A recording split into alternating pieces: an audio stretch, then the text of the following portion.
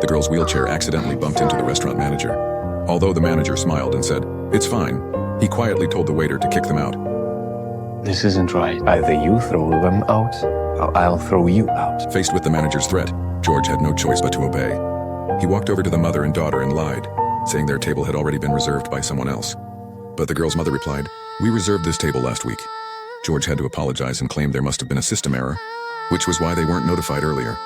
The mother tried her best to explain how important this birthday was to her daughter. Hearing their situation put George in a difficult spot, but under the manager's pressure, he was forced to refuse them again.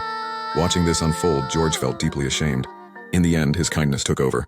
He called them back and lied that another reservation had just been canceled. The mother was thrilled to hear the good news. To make up for everything, George even paid out of his own pocket to bring the girl some delicious food.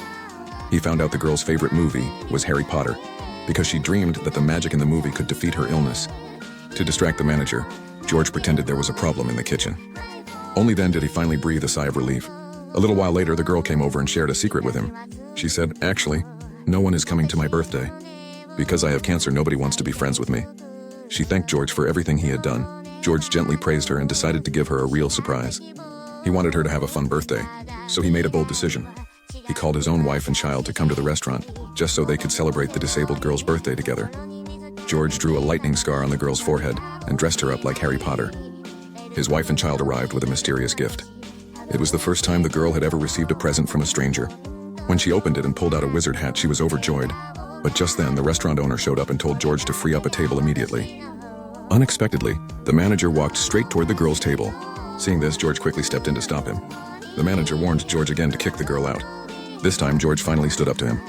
This is my last warning. You do as I say. I'd rather be fired, so the girl can have a party. The owner overheard the argument and stepped in. I think that today is your last word. Right there on the spot, he fired the manager who brought this on himself. George was incredibly grateful for the owner's decision and sincerely invited him to join the birthday celebration.